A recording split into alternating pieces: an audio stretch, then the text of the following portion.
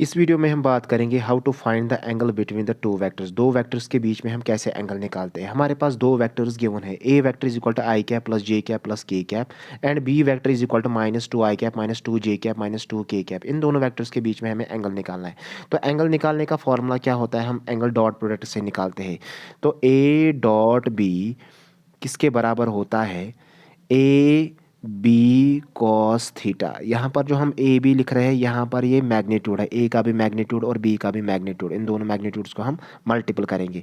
तो cos theta किसके बराबर आएगा, A dot B divided by magnitude of A into magnitude of B. तो कॉस थीटा किसके बराबर आएगा, इन दोनों वेक्टर्स का हम डॉट लेंगे पहले। तो I cap plus J cap plus K cap dot B vector क्या है, minus two I cap minus two J cap minus two K cap divided by A into B, magnitude of A into magnitude of B. पहले हम ए का magnitude निकालेंगे। तो ए का magnitude कैसे निकालते हैं, स्क्वायर रूट ऑफ जो आई जे और के कोएफिशिएंट्स होते हैं उनका हमें लेना है रूट।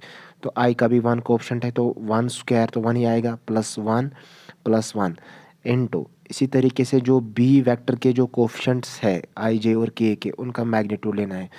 तो minus two square plus minus two square plus minus two square.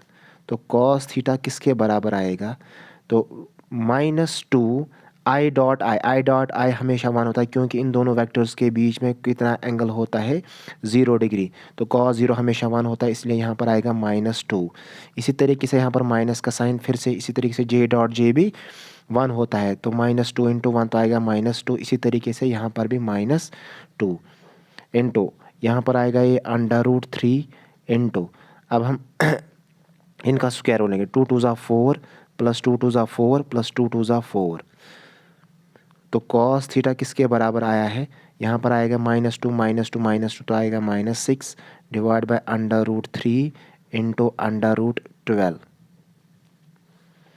तो कॉस थीटा किसके बराबर आएगा, माइनस सिक्स अपॉन में under root three into under root 12 तो आएगा under root 36 which is equal to minus six upon में, तो ये भी है 36 का रूट क्या है 6, तो 6 से 6 कैंसिल। तो कॉस थीटा किसके बराबर आया है, -1।